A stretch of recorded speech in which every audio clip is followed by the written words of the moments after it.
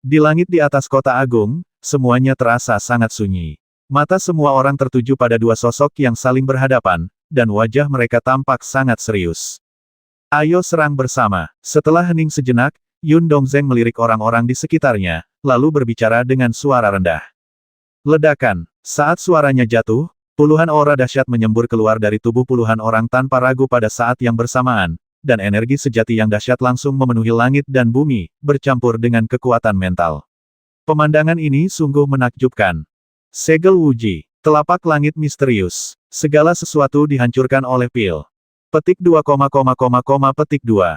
Berbagai seni bela diri dan keterampilan alkimia yang kuat langsung muncul di langit bagaikan air pasang. Bayangan seni bela diri berkumpul di atas kepala para pria kuat dan berubah menjadi cahaya dan bayangan yang besar. Di atas cahaya dan bayangan itu, fluktuasi yang mencengangkan terus-menerus terjadi. Jelas, pada saat ini, para pria kuat ini telah mengerahkan kekuatan mereka secara ekstrim, karena mereka samar-samar merasakan sesuatu. Tertawa, fluktuasi energi sejati yang sangat kuat menyebar, dan pada saat ini, bahkan ruang pun samar-samar terkoyak menjadi retakan. Tuan Luo, inilah senjata terkuat kami. Jika Anda bisa mematahkan jurus gabungan kami akan mengakui Anda sebagai penguasa tertinggi di kerajaan ini. Mulai sekarang, kami akan diperintah sesuka hati oleh istana tertinggi. Jika kami tidak patuh, kami akan dihukum oleh langit dan bumi. Yundong berdiri dengan gagah, dan teriakannya terdengar dari kejauhan. Mendengar ini, Du Fei mencibir. Orang-orang ini benar-benar punya ide bagus. Dengan begitu banyak orang yang bergabung, jika mereka menang, mereka akan mendapatkan istana agung, dan jika kalah, mereka akan kembali ke status mereka sebelumnya. Mereka benar-benar merencanakan semuanya dengan matang. Namun, Du Fei tidak banyak bicara saat ini, lagi pula, dia juga mengerti bahwa mustahil bagi Luo Ying untuk menghancurkan semua kekuatan ini. Di hadapan Du Fei, Luo Ying hanya tersenyum dingin ketika mendengar itu. Ia tidak lagi berbasa-basi, tetapi perlahan menutup matanya. Saat matanya terpejam, semua orang dapat dengan jelas merasakan bahwa dunia dengan cepat meredup saat ini. Energi putih susu, bagaikan sungai yang deras, terus mengalir dari tubuh Luo Ying. Di bawah tatapan mata banyak orang, energi ini berubah menjadi cahaya dan bayangan putih susu yang luas di belakang Luo Ying. Di balik cahaya dan bayangan ini, bayangan 4 binatang suci, naga biru, harimau putih, burung vermilion, dan kura-kura hitam, tampak samar-samar. Dengan setiap gerakan tangan dan kaki mereka, aura kehancuran yang mengerikan menyebar. Mencicit, mencicit, mencicit. Tak seorang pun tahu kapan itu dimulai, tetapi kristal-kristal es raksasa mulai menyebar di antara langit dan bumi. Kristal-kristal es ini menyebar ke arah lokasi cahaya dan bayangan raksasa itu. Kemudian, di mata semua orang yang tercengang, kristal-kristal es ini membentuk tombak raksasa. Pada saat ini, cahaya dan bayangan di belakang Luo Ying mengulurkan tangannya dan langsung menggenggam tombak es hitam besar. Mata banyak orang berkedut hebat saat melihat pemandangan ini. Kemampuan seperti ini bukan lagi sesuatu yang bisa ditunjukkan oleh seorang martial saint setengah langkah. Saat ini, jelaslah bahwa Luo Ying telah benar-benar mencapai ranah martial saint. Kesenjangan antara seorang martial saint setengah langkah dan seorang martial saint sungguh sebesar perbedaan antara langit dan bumi. Wajah Yun Dongzheng dan yang lainnya sedikit berkedut saat ini. Setelah bertahun-tahun menjadi petapa bela diri setengah langkah, mereka masih belum bisa mengambil langkah terakhir itu. Tentu saja, mereka memahami perbedaan kekuatan antara kedua belah pihak. Di dalam hati mereka, selain penyesalan yang menggebu-gebu, juga ada rasa iri dan cemburu yang tak berujung. Berdengung. Sementara mata mereka berkedut, para pemimpin pasukan itu mengerahkan energi dalam tubuh mereka dengan lebih panik. Jelas mereka sedang berusaha sekuat tenaga saat ini, karena langkah ini telah menentukan banyak hal. Pada saat yang sama, bayangan besar di belakang Luo Ying memegang tombak es hitam, lalu mengayunkan lengannya, dan melihat tombak es hitam itu melesat ke tanah. Tidak ada aura lain pada tombak itu, yang ada hanyalah kekuatan ekstrim. Pada saat ini, seolah-olah gunung-gunung di kejauhan pun bergetar pelan, seakan-akan mereka sepenuhnya menyembah di bawah gerakan ini. Tombak pemusnah dunia tertinggi. Saat tombak es hitam di telapak cahaya dan bayangan menghantam, teriakan rendah juga terdengar pelan di tempat kejadian. Ledakan. Tombak ganas itu langsung merobek ruang saat ini, dan di tubuh tombak itu, api es samar-samar mengalir deras. Cahaya dan bayangan 4 binatang suci, naga biru, harimau putih, burung vermilion, dan kura-kura hitam, juga melesat keluar bersama tombak ini. Pada saat ini, langit dan bumi bergerak. Tombak pemusnah dunia tertinggi. Ekspresi Yun Dongzheng menjadi sangat buruk, lalu dia berteriak panik, serang, serang. Semuanya, serang.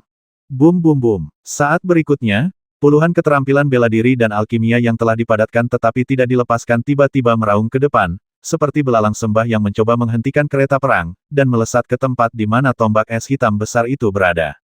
Ledakan. Tepat saat Pangu menciptakan langit dan meteorit menghancurkan dunia, tombak es hitam besar jatuh dari langit dengan cara yang sangat mengejutkan, dan akhirnya menghantam puluhan serangan dengan keras. Dalam sekejap, gelombang kejut yang tak terlukiskan meletus dengan dahsyat, dan bangunan-bangunan di bawahnya hancur berkeping-keping. Banyak orang kuat terdampak dan terkejut hingga muntah darah dan mundur. Akan tetapi, meskipun mereka mundur karena malu saat ini, mata semua orang masih tertuju pada sumber gelombang kejut, tempat tombak es hitam itu melesat ke bawah dengan kekuatan yang menghancurkan. Dor, dor, dor. Saat itu, serangan-serangan itu bagaikan kiamat bintang. Begitu mengenai tombak es hitam, tiba-tiba meledak. Meskipun fluktuasinya dapat menghentikan kecepatan tombak es hitam selama sedetik, itu tetap tidak dapat menghentikan serangan dahsyatnya. Lalu yang kedua, ketiga. Begitu saja, hampir dalam sekejap mata, semua serangan dihancurkan. Bagaimana ini mungkin? Petik 2. Gumaman terdengar dari Yun Dongzheng dan yang lainnya, lalu masing-masing dari mereka menatap seni bela diri yang runtuh dengan ekspresi ngeri, mata mereka dipenuhi rasa tak percaya dan tak terbayangkan.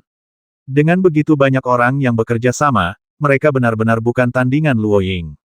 Dor, dor, dor. Sementara orang-orang ini tertegun, puluhan serangan terus berkobar. Pada akhirnya, bahkan serangan Yun Dongzheng sendiri pun meledak seketika. Kemudian, di tengah badai energi, tombak es hitam yang mengandung kekuatan ofensif yang sangat mengerikan langsung mengenai Yun Dongzheng dan yang lainnya. Energi dahsyat itu langsung menghancurkan cincin Wuzong yang baru saja dipanggil orang-orang ini, lalu berhenti kurang dari 1 meter dari kepala mereka dan tidak jatuh lagi.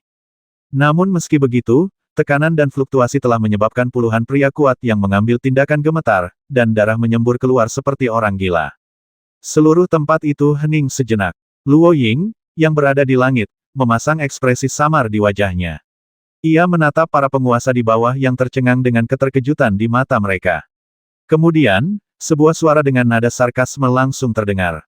Kau bahkan tak sanggup menahan setengah pukulan, tapi berani menyerang Istana Agung, aku sungguh mengagumi keberanianmu.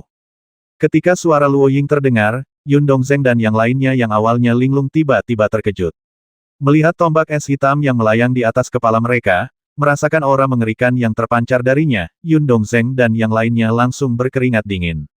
Saat berikutnya, tanpa seorang pun mengucapkan sepatah kata pun, para pemimpin pasukan besar ini telah berlutut dengan satu kaki di udara.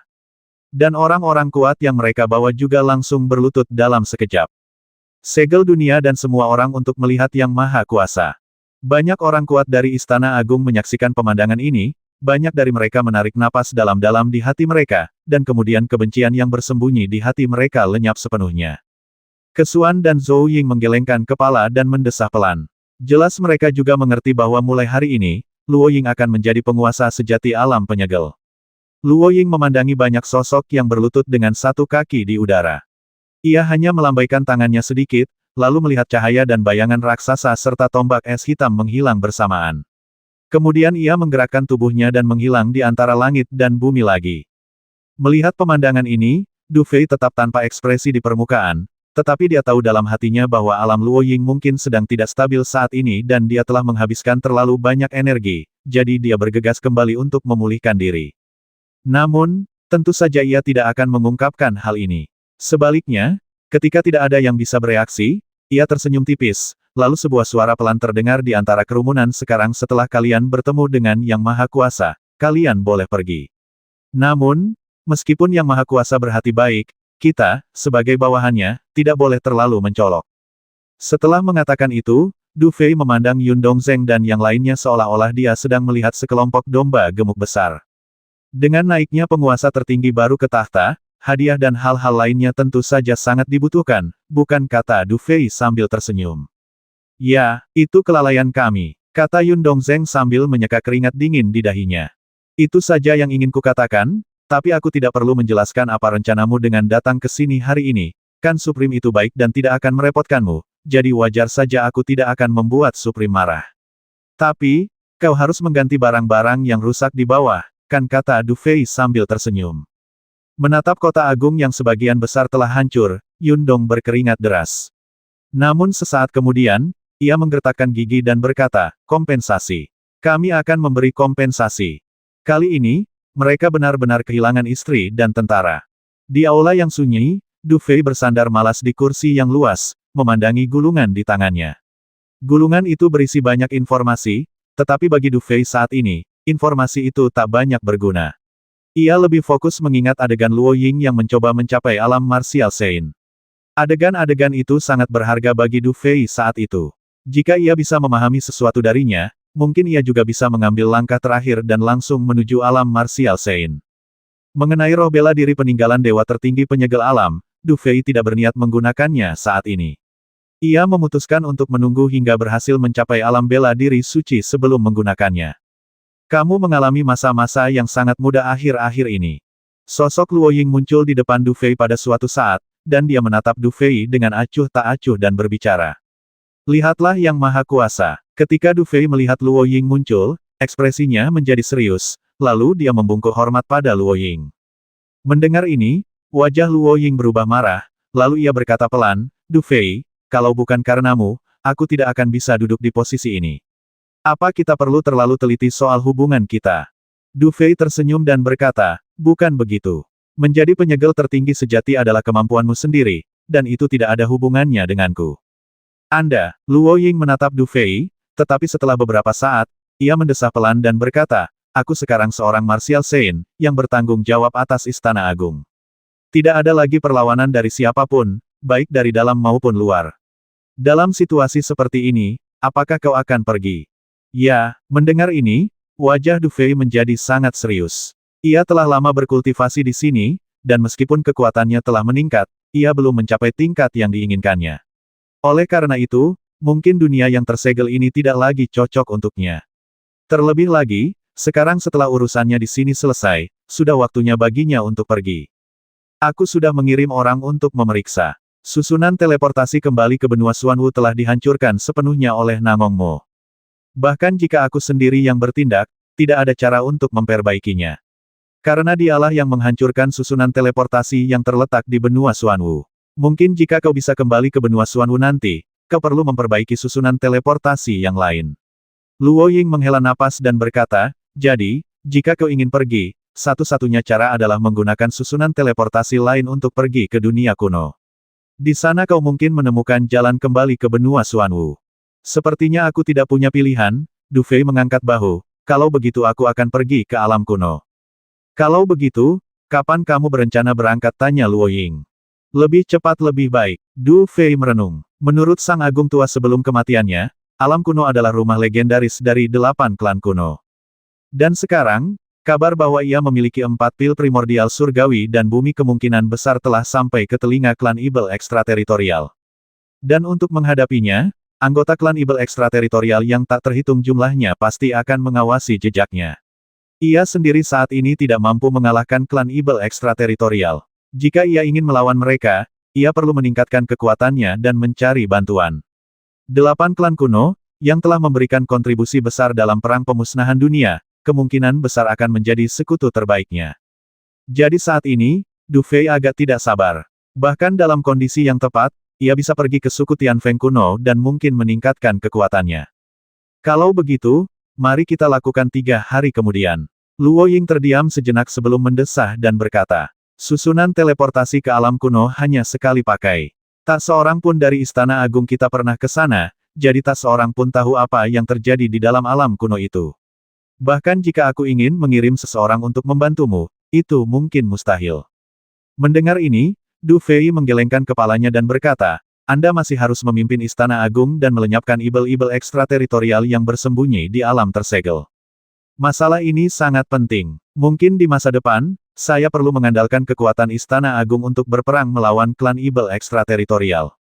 Jadi, saya harap setelah saya pergi, Yang Mulia, Anda benar-benar dapat menyatukan semua kekuatan di alam tersegel menjadi kekuatan tempur puncak, karena mereka telah memberi kita alasan terbaik untuk keluar. Yah, Klan Ibel ekstrateritorial, Istana Agung kita tidak akan membiarkan mereka pergi. Kata Luo Ying sambil menggertakkan gigi. Jika bukan karena klan Ibel ekstrateritorial, tuannya tidak akan mati, dan Istana Agung tidak akan berada di ambang kehancuran. Melihat persetujuan Luo Ying, Du Fei mengangguk kecil. Meskipun ia sebenarnya tidak ingin bergantung pada kekuatan Luo Ying, ia tahu bahwa perang pemusnahan akan datang lagi cepat atau lambat. Kali ini, jika mereka ingin mengalahkan Ibel-Ibel ekstrateritorial itu lagi, mereka perlu menyatukan semua kekuatan di dunia. Dalam situasi seperti itu, kekuatan istana tertinggi sangatlah diperlukan. Terima kasih banyak, sisanya sudah beres. 3 hari lagi, aku akan meninggalkan dunia tertutup dan menuju dunia kuno. Du Fei mengangguk berat, lalu perlahan duduk bersila. Dalam 3 hari berikutnya, yang perlu ia lakukan hanyalah memulihkan kekuatannya ke kondisi puncak secepat mungkin. Baru setelah itu ia bisa pergi ke alam kuno. Lagi pula, tidak ada yang tahu apa yang ada di alam kuno. Atau apakah itu berbahaya? 3 hari kemudian, di aula gelap jauh di bawah Istana Agung, Du Fei duduk bersila di atas panggung batu, menatap ke depan. Di sana, ia samar-samar melihat fluktuasi spasial yang mengerikan memancar. Jelas, ini adalah susunan teleportasi yang mengarah ke dunia kuno. Teman muda Du Fei. Di belakang Du Fei, Penatua Lin Peng perlahan melangkah maju, menatap Du Fei, membungkuk dalam-dalam, dan berkata, fakta bahwa Istana Agung kita tidak runtuh kali ini semua berkat kontribusimu. Terima kasih banyak. Saya hanya membantu. Penghargaan yang sesungguhnya adalah untuk orang-orang di Istana Agung. Du Fei tersenyum dan berkata, Penatua Lin Peng, tidak perlu terlalu serius. Jika Anda terlalu serius, saya akan malu meminta bantuan dari Istana Agung di masa mendatang. Hehe. Apa yang kau bicarakan, anak muda? Bahkan jika kau meninggalkan Istana Agung, Yang Mulia tidak pernah mengatakan untuk mencabut statusmu sebagai Tuan Muda, juga tidak pernah mengatakan untuk mengambil alih Istana Xuanwu.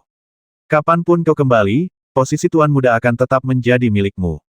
Dan jika kau butuh sesuatu, kupikir kami di Istana Agung dapat melewati api dan air untukmu, Tuan Muda, tanpa ragu. Tetua Lin Peng menyeringai pada Du Fei. Hehehe, karena Tetua Lin Peng berkata begitu, aku akan selalu ingat bahwa aku punya pendukung kuat seperti Istana Agung di belakangku. Kata Du Fei sambil tersenyum. Penatua Lin Peng mengangguk, lalu mengamati fluktuasi spasial di depan. Setelah beberapa saat, ia perlahan berkata, meskipun kami belum pernah ke alam kuno, kami telah mendengar legenda. Alam kuno adalah rumah bagi 8 klan kuno yang memberikan kontribusi besar dalam perang legendaris yang menghancurkan dunia. Meskipun kami tidak tahu seperti apa situasi di alam kuno selama bertahun-tahun, tempat ini jelas sangat berbahaya. Oleh karena itu, di alam kuno, segala sesuatu harus dilakukan dengan hati-hati. Selain itu, jika saya tidak salah, Anda tampaknya telah mempraktikkan Sutra Abadi Phoenix Surgawi. Dalam hal ini, jika Anda memiliki kesempatan, pergi ke klan Phoenix Surgawi kuno yang legendaris dan mencari api suci Phoenix Surgawi mungkin akan sangat bermanfaat bagi Anda. Mendengar ini, Du Fei mengangguk perlahan, dan ia bisa mendengar kekhawatiran dalam nada bicara Penatua Lin Peng. Seperti yang dikatakan Penatua Lin Peng, alam kuno tentu tidak akan sedamai yang dibayangkannya. Di mana ada manusia, di situ ada konflik, apalagi dunia tempat 8 klan kuno hidup berdampingan. Di dunia ini, apapun yang ingin kau lakukan, selalu bijaksana untuk berhati-hati. Mengenai api suci Phoenix Langit yang disebutkan oleh Penatua Lin Peng, jika ada kesempatan, dia pasti akan mencarinya. Lagi pula, Du Fei punya tujuan lain pergi ke dunia kuno, yaitu untuk memurnikan garis keturunan Phoenix Langit kuno di tubuhnya. Saat Du Fei dan Tetua Lin Peng tengah mengobrol, suara langkah kaki terdengar dari belakang, dan kemudian sosok Luo Ying perlahan muncul di aula. Du Fei menatap Luo Ying yang sedang berjalan keluar, matanya bergerak sedikit, tetapi dia hanya mengangguk tanpa mengatakan apapun lagi. Bawalah barang-barang ini bersamamu. Mungkin tidak terlalu berguna bagimu, tapi akan tetap berguna saat dibutuhkan. Luo Ying dengan santai melemparkan sebuah cincin kepada Du Fei dan berbicara dengan ringan. Melihat ini, Du Fei tidak berpura-pura, tetapi ia tidak memeriksa isinya secara spesifik. Ia malah memasukkan benda itu ke dalam cincinnya dengan santai, lalu mengangguk dan berkata, terima kasih. Perjalanan ke dunia kuno mungkin mulus atau sangat berbahaya. Tapi jika kau menemui kesulitan, kau selalu bisa kembali ke duniaku yang tersegel. Aku tidak percaya ada orang di dunia tersegel ini yang berani menyusahkanmu. Kata Luo Ying dengan nada membasmi. Mendengar ini, Du Fei terbatuk dan berkata, seharusnya aku tidak seberuntung itu. Lagi pula, aku tidak pergi ke dunia kuno untuk mencari masalah. Kau selalu dapat masalah kemanapun kau pergi. Kau pikir aku tidak tahu karaktermu? Luo Ying mendengus dingin. Apakah aku orang seperti itu? Mendengar ini, Du Fei menyentuh hidungnya dan tersenyum pahit. Benar sekali, Luo Ying mendengus. Setelah beberapa saat, ia menghela napas dan nadanya melembut. Hati-hati. Mendengar ini, Du Fei mengangguk, lalu menepukkan telapak tangannya di atas panggung batu. Seketika, sosoknya melesat ke ruang bengkok di depannya. Di dalam jurang tak berdasar, saat ini, istana-istana gelap yang tak terhitung jumlahnya mengambang di kedalaman jurang tersebut bagaikan awan, dikelilingi oleh energi ibel yang tebal, seolah-olah ada keberadaan yang tak tertandingi besarnya di dasar. Sosok-sosok padat bagaikan belalang terus bergerak maju mundur di ruang itu. Sesekali, terdengar jeritan yang mengandung sedikit lengkingan dan kegembiraan, membuat tempat ini bagaikan neraka dunia. Tertawa. Pada saat ini, sesosok manusia yang diselimuti energi ibel menyerbu dengan cepat dari pintu masuk jurang. Ia diselimuti energi ibel yang sangat mengerikan, dan tekanannya setara dengan Raja Ibel. Namun, ketika para ibel ekstrateritorial yang lemah itu melihatnya muncul, secerca ejekan muncul di mata mereka. Karena sangat sederhana, orang ini adalah budak ibel dari klan ibel ekstrateritorial. Sekuat apapun dia, budak ibel tetaplah budak ibel, dan identitas ini tidak akan pernah bisa diubah. Panggilan. Sosoknya bergerak di antara ibel-ibel ekstrateritorial yang tak terhitung jumlahnya. Akhirnya, ia berhenti dan mendarat di depan sebuah istana besar. Ia kemudian berlutut dengan satu kaki di udara, membungkuk dan berkata, Raja Ibel Api Penyegel, silakan duduk. Budak ibel, Nan Gongmo, silakan datang menemui para raja. Oh, apa kalian bawahan Raja Ibel Api? Orang itu bilang akan menaklukkan alam tersegel dan menyelamatkan Raja Ibel Langit Ketujuh, lalu dia masuk bersama Raja Ibel Serigala dan Raja Langit Hitam. Kenapa? Kalian baru kembali sekarang. Apa kalian ingin menyampaikan kabar baik kepada kami? Mungkinkah rencana melahap alam telah berhasil? Setelah beberapa saat, sebuah suara serak di aula perlahan berbicara. Semoga Raja mengizinkanku melapor kepadamu. Kata Namong Mo ragu sejenak sebelum akhirnya berkata pelan. Apakah Anda ingin melapor langsung? Sebuah suara penuh arti terdengar dari dalam aula. Setelah beberapa saat, pintu aula perlahan terbuka ke kedua sisi. Melihat pemandangan ini, tubuh Namong Mo masih setengah tak bergerak di udara. Meskipun ia memiliki kekuatan seorang martial saint, ia tahu betul bahwa di tempat seperti itu, ia adalah eksistensi yang paling murah. Selama pihak lain tidak berbicara, ia tidak punya kualifikasi untuk melakukan apapun. Hehehe, masuklah. Setelah sekian lama, terdengar tawa kecil. Mendengar ini, Namong Mo bergerak dan berubah menjadi aliran cahaya, lalu mendarat di tengah aula. Merasakan beberapa aura jahat yang kuat di depannya, Namong Mo bahkan tak berani mendongak, melainkan berlutut di tanah. Katakan padaku, apa yang terjadi hingga membuatmu begitu misterius? Sebuah suara jahat terdengar perlahan, terdengar sedikit ragu. Raja Ibel Surgawi Ketujuh, Raja Ibel Api, Raja Ibel Serigala, Raja Ibel Surgawi Hitam. 4 raja alam tertutup semuanya telah gugur. Namong Mo menghela napas perlahan sebelum berkata lirih, di saat yang sama, rencana alam melahap juga telah gagal. Aku khawatir saat ini, bahkan tak ada satupun orang suci yang tersisa di alam tertutup. Setelah suara Namong Mo mereda, aula hening untuk waktu yang lama. Tak lama kemudian, terdengar suara lain yang berkata dengan nada sarkastis, katakan padaku, meskipun aku sudah tahu Raja Ibel Api akan gagal, aku sangat penasaran bagaimana dia gagal. Namong Mo bergidik, tetapi masih menggertakkan giginya dan berkata, awalnya, rencana tuanku pasti akan berhasil, tetapi di saat kritis, seorang anak bernama Du Fei muncul di dunia tersegel. Dia tidak hanya memiliki 4 yuan dan langit dan bumi, tetapi dia juga memiliki Rong Tian dan yang legendaris. Karena kemunculannya, rencana dunia tersegel gagal, dan rencana pembasmi ibel Istana Agunglah yang berhasil. Pil Rong Tian. Mendengar istilah ini, banyak orang di kedalaman aula tampak langsung terkesiap. Kemudian, suara lain tersenyum dan berkata, bagus sekali. Setelah bertahun-tahun, Pil Rong Tian akhirnya muncul kembali di dunia. Apakah itu berarti perang kepunahan dapat dimulai kembali? Hehehe. Du Fei. Kalau tidak salah ingat, orang ini cukup terkenal di benua Xuanwu. Sepertinya dia kakak kedua dari puncak Tianlang, Sekte Ling Tian, sekte yang dibenci. Aku tidak menyangka dia ternyata punya 4 Tian di Yuandan. Kata suara lain dengan ringan. Orang yang memegang Pil Rong Tian adalah orang yang harus dibasmi oleh klan ibel ekstrateritorialku. Kau bertanggung jawab memimpin orang-orang itu ke perbatasan yang disegel untuk membasmi anak itu. Sepasang mata lain menatap Namong Mo dan berbicara.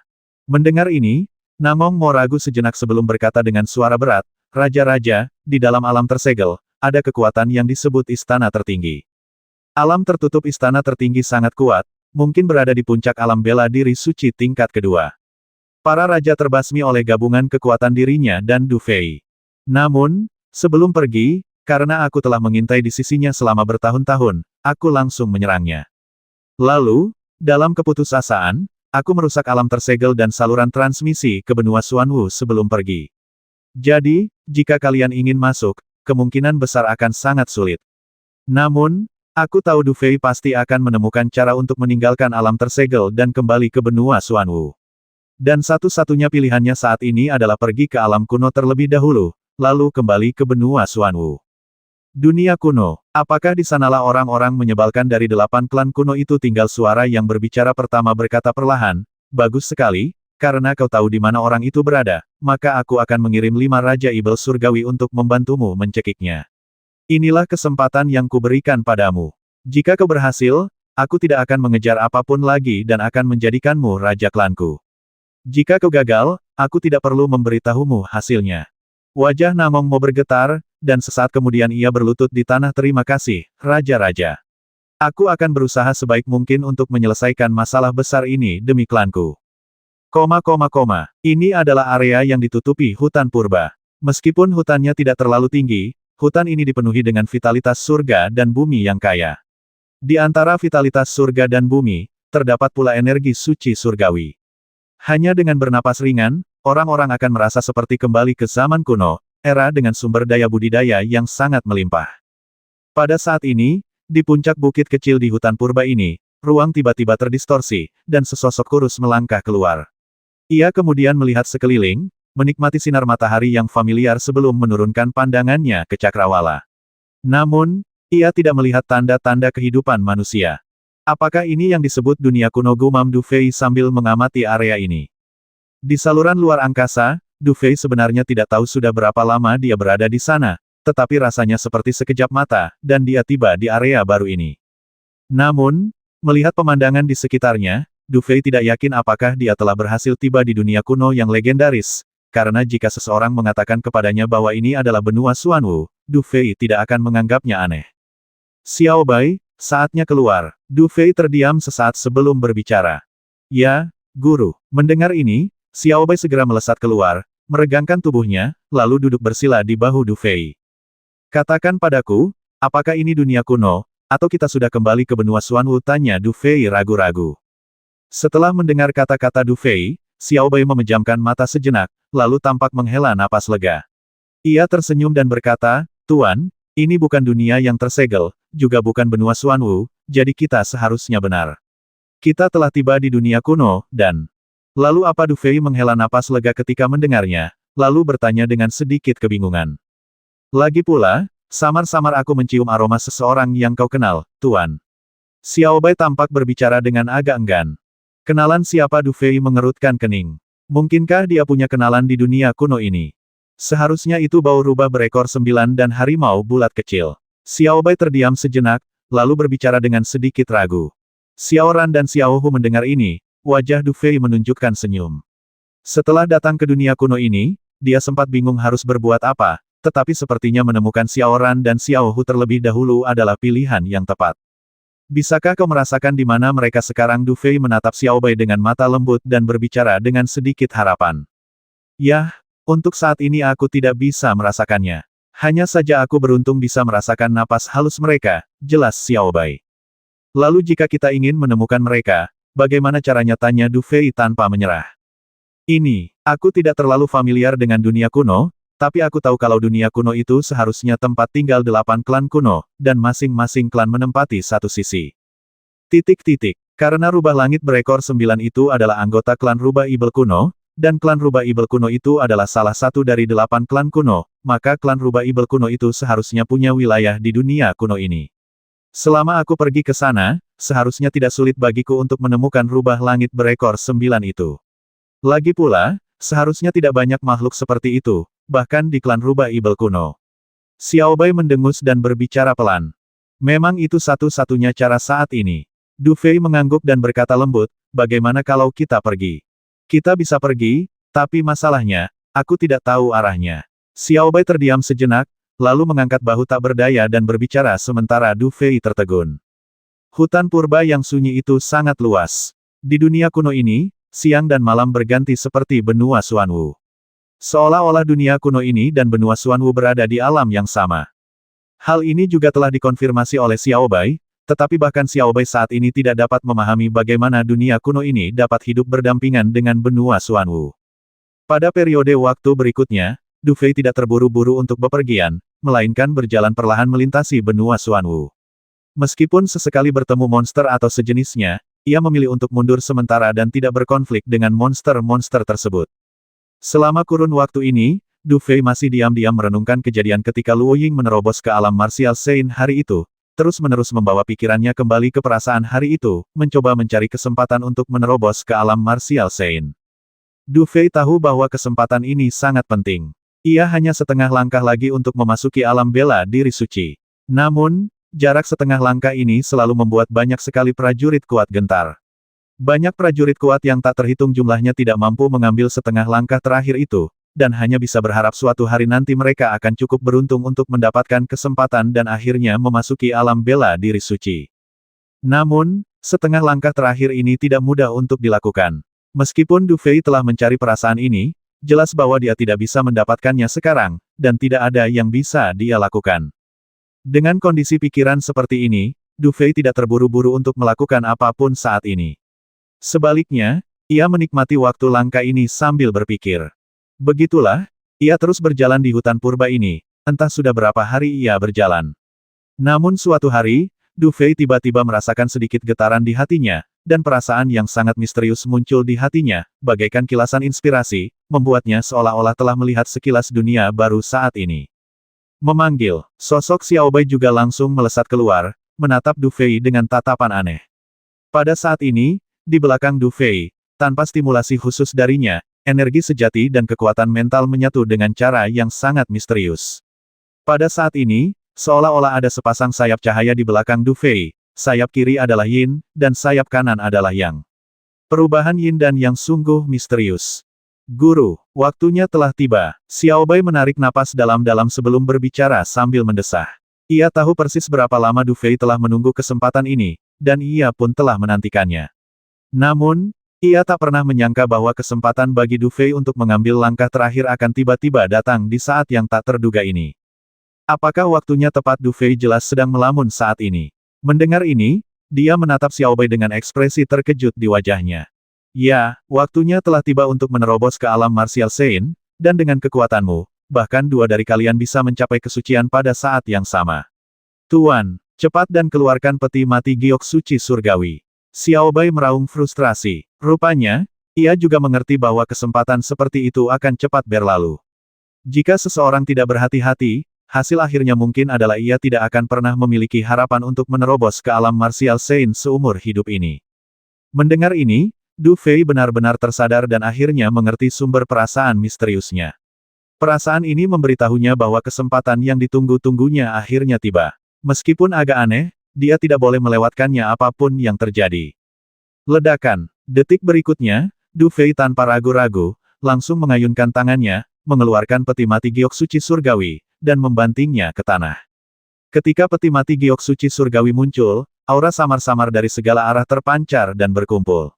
Sepertinya fungsi asli peti mati giok suci surgawi memang seperti ini. Namun, ki suci surgawi yang melayang antara langit dan bumi ini bahkan lebih halus daripada aura yang dipancarkan oleh giok suci surgawi. Pada saat ini, terlepas dari kondisi subjektif atau kondisi objektif, waktu bagi Du Fei untuk menerobos ke alam martial Sein telah resmi tiba. Tuan, keluarkan budak pil darah. Aku akan bertanggung jawab mengendalikannya dan melindungimu. Kau harus fokus menerobos ke alam bela diri suci. Kalau kebetulan, kau juga bisa memasuki alam pil suci. Kata Xiao Bai sambil menghela napas lega. Oke, Du Fei juga tahu bahwa kesempatan itu langka dan takkan pernah datang lagi, jadi ia tak lagi berbasa-basi. Ia malah melambaikan tangan dan mengeluarkan budak pil darah. Ia lalu membuka tutup peti mati giok Tiansheng dan duduk bersila. Setelah memasuki peti mati giok orang suci surgawi, Du Fei dapat merasakan lebih jelas bahwa aura orang suci surgawi yang berkumpul dari segala arah telah menjadi begitu padat sehingga cukup baginya untuk mencapai alam orang suci bela diri. Xiao Bai, sekarang giliranmu. Siapapun yang ingin menggangguku saat ini, siapapun itu, akan kubasmi mereka semua. Kata Du Fei lembut kepada Xiao Bai. Kemudian, ia menarik napas dalam-dalam dan perlahan menutup matanya. Semangat membara di hatinya. Tanpa diduga, ia akhirnya sampai pada langkah ini. Menekan kegembiraan di hatinya, pikiran Du Fei bergerak, dan tiba-tiba pola roh reinkarnasi muncul di antara kedua alis Du Fei, lalu berputar cepat. Pada saat yang sama, semua jenis keterampilan dalam tubuh Du Fei langsung didorong hingga batasnya. Apapun jenis keterampilannya, semuanya mulai menyerap ki orang suci surgawi dengan rakus saat ini. Bum bum bum. Saat Du Fei melepaskan teknik ini, ki suci surgawi di sekitarnya dengan cepat menyebar ke dalam tubuh Du Fei seolah-olah bertemu lubang hitam tanpa dasar. Kemudian, untaian ki suci surgawi secara bertahap menyatu menuju laut ki dantian Du Fei dan dunia kecil di antara alisnya. Kemudian, ki suci surgawi di kedua tempat ini menyatu dalam keadaan yang aneh. Jelas, ki sejati dan kekuatan spiritual yang telah menyatu dengan ki suci surgawi juga mulai menyatu secara perlahan. Namun, Du Fei sangat jelas tentang energi yang diperoleh dari perpaduan kedua kekuatan ini, yang disebut Yuanli. Di masa lalu, Du Fei hanya dapat mengandalkan formasi kuno Yuan Hua untuk mengumpulkan energi seperti itu, tetapi sekarang dia dapat melakukannya hanya dengan mengandalkan dirinya sendiri. Dan jika dia dapat sepenuhnya menyatukan ki sejatinya dan kekuatan mentalnya di bawah pengaruh ki suci surgawi, maka dia pasti akan mampu melakukannya dan memperoleh kualifikasi untuk memengaruhi alam suci bela diri. Hua hua hua, di luar tubuh Du Fei, ki suci surgawi yang kaya dan bergejolak mulai menderu ke dalam tubuhnya dengan kecepatan yang sangat mengerikan. Samar-samar, terlihat meridian di tubuh Du Fei mulai berubah warna, seolah-olah di bawah siraman ki suci surgawi, perubahan di dalam tubuhnya mulai terlihat. Waktu berlalu perlahan, mungkin karena sebuah kebetulan, sehingga pada saat ini, perpaduan energi batin, kekuatan mental, dan ki suci surgawi Du Fei berada dalam kondisi yang sangat mulus. Dan karena Du Fei masih memiliki 4 Yuan dan langit dan bumi di dalam tubuhnya, kekuatan keempat Yuan dan langit dan bumi ini, di bawah pengaruh Rong Tian dan, juga terus menyatu menjadi kekuatan Yuan Du Fei.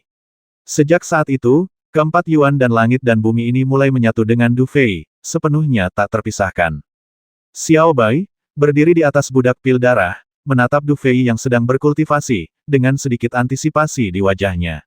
Jika Du Fei benar-benar bisa menembus alam bela diri suci, maka itu pasti akan bermanfaat baginya. Lagi pula, di dunia kuno yang dipenuhi para pejuang tangguh ini, Xiao Bai secara tidak sadar merasakan bahaya. Mungkin hanya dengan mencapai kekuatan alam bela diri suci, Du Fei dapat melindungi dirinya dan Xiao Bai di dunia kuno ini. Hua hua hua, seiring berjalannya waktu, ki suci surgawi yang sangat kaya terus membasahi tubuh Du Fei, lalu mengalir ke meridiannya. Samar-samar, aliran suara seperti air mengalir terus terdengar. Ini menunjukkan betapa dahsyatnya ki suci surgawi yang terkumpul di peti giok suci surgawi.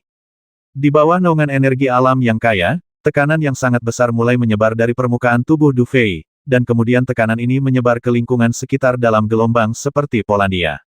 Dimanapun tekanan itu mencapai, semua burung dan binatang buas di hutan purba berlutut di tanah, seolah-olah mereka telah bertemu seorang raja. Selain gemetar, mereka telah kehilangan semua kekuatan mereka. Dan aliran udara putih susu juga mulai muncul di permukaan tubuh Du Fei. Jelas, energi sejati dan kekuatan mental dalam tubuhnya telah sepenuhnya menyatu dengan Yuanli. Tepian air yang nyata mulai terbentuk di tubuhnya. Sepertinya dia telah berhasil maju ke alam bela diri suci. Xiao Bai memperhatikan perubahan pada tubuh Du Fei. Dengan penglihatannya yang tajam, ia dapat melihat bahwa Du Fei jelas berada di saat yang sangat kritis. Tidak terlalu sulit untuk sepenuhnya mengintegrasikan energi sejati, kekuatan mental, dan energi suci surgawi. Hal yang lebih sulit masih akan datang. Xiao Bai secara alami memahami hal ini, jadi pada saat ini, matanya menjadi sangat panas. Jika Du Fei dapat melewati level ini, maka mulai sekarang, dia akan menjadi jago bela diri sejati. Transformasi menjadi orang suci. Biarkan aku mengujimu sekarang untuk melihat seberapa mengerikan dirimu. Du Fei tiba-tiba membuka matanya saat ini, matanya penuh dengan fanatisme. Jelas, dia juga mengerti keadaannya saat ini. Bum bum bum, semburan petir dan guntur terdengar dari tubuh Du Fei, dan kemudian gelombang yang sangat mengerikan dengan cepat menyebar ke seluruh tubuh Du Fei. Di bawah fluktuasi yang sangat mengerikan seperti itu, bahkan dengan fisik Du Fei yang kuat, tubuhnya mulai bergetar hebat, dan asap putih susu mengepul dari kulitnya. Xiao Bai menyaksikan pemandangan itu, dan setelah mundur beberapa langkah, matanya tampak agak khawatir. Mereka yang belum pernah mengalami sendiri kekuatan kesengsaraan transformasi suci tidak akan pernah memahaminya. Dan saat ini, kondisi Du Fei jelas tidak akan membaik. Memanggil. Tepat ketika Xiao Bai merasa sedikit khawatir, tiba-tiba, ia melihat pusaran kekuatan mental yang besar muncul di belakang Du Fei. Pada saat yang sama, di pusaran kekuatan mental tersebut, ia samar-samar dapat melihat sosok transparan duduk bersila. Sosok itu tampak hampir persis seperti Du Fei, kecuali ekspresi wajahnya lebih hikmat. Melihat pemandangan ini, wajah Xiao Bai menunjukkan kekhawatiran dan kegembiraan, karena pada saat ini Du Fei juga mulai memasuki alam dan Seng. Energi sejati dan kekuatan mental terintegrasi ke dalam Yuanli, seni bela diri Yuandan di dalam tubuh terlahir kembali ke nirvana, dan Yuanling terlahir kembali. Inilah ranah martial Sein.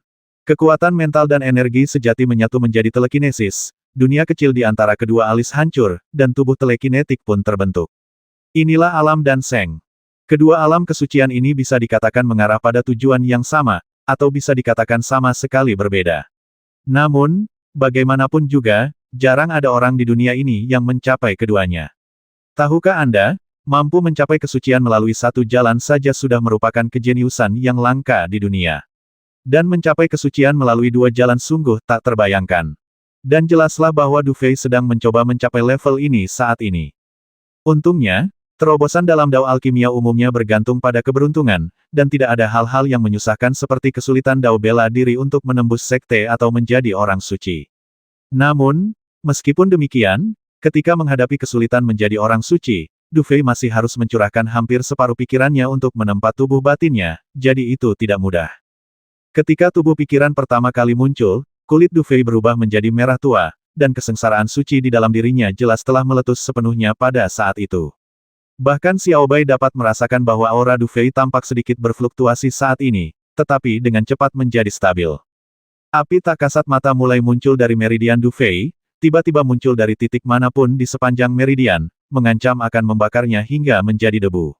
Pada titik ini, Du Fei tak punya pilihan selain mengerahkan energi putih susu di dalam tubuhnya untuk memadamkan api dan menghancurkannya menjadi bubuk.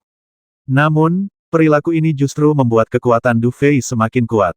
Ledakan. Setelah sekian lama, seberkas cahaya putih susu tiba-tiba melesat dari tubuh Du Fei dan melesat menuju langit yang tak terjangkau. Di saat yang sama, gelombang yang sangat dahsyat langsung menyebar, langsung mengubah pepohonan hutan purba di sekitarnya menjadi debu. Sebuah lubang rundewa raksasa tiba-tiba muncul di tempat Du Fei duduk, bagaikan meteorit yang jatuh ke tanah, penuh kejutan. Kedua aura mengerikan ini perlahan menyatu setelah muncul sesaat, lalu sepenuhnya masuk kembali ke tubuh Du Fei. Pada saat ini, semua penglihatan aneh di belakang Du Fei menghilang. Pada saat ini, ia seperti orang biasa yang tidak tahu apa-apa. Pada saat ini, Du Fei mencapai kesucian dalam dan Danwu. Tertawa, matanya yang tertutup rapat tiba-tiba terbuka pada saat ini, dan samar-samar, ada hembusan angin dan guntur menyapu, dan udara di depan Du Fei meledak dalam sekejap, dan bahkan ruang angkasa mengeluarkan suara dengungan rendah yang tajam.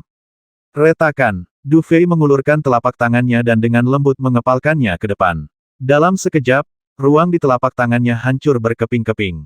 Du Fei samar-samar merasakan firasat halus bahwa ia mampu merobek ruang itu. Ngomong-ngomong, meskipun alam Sein bela diri dan alam Sein alkimia lebih dari 10 kali lebih kuat daripada alam Sein bela diri setengah langkah dan alam Sein alkimia setengah langkah, ini bukanlah kekuatan sejati alam Sein. Kekuatan sejati alam Sein terletak pada kemampuan untuk mengendalikan kekuatan ruang. Meskipun para ahli alam suci dianggap sebagai puncak keberadaan di dunia ini, mereka yang dapat mengendalikan kekuatan ruang adalah puncak dari puncak. Orang suci bela diri seperti Su Haozi dan Tai Chuzi yang mahir mengendalikan kekuatan ruang adalah pendiri sejati sebuah aliran dan makhluk tertinggi di dunia. Du Fei memahami hal ini saat dia memasuki alam suci, jadi dia dengan hati-hati merasakan kekuatan ruang pada saat ini, dan baru perlahan membuka matanya setelah beberapa saat.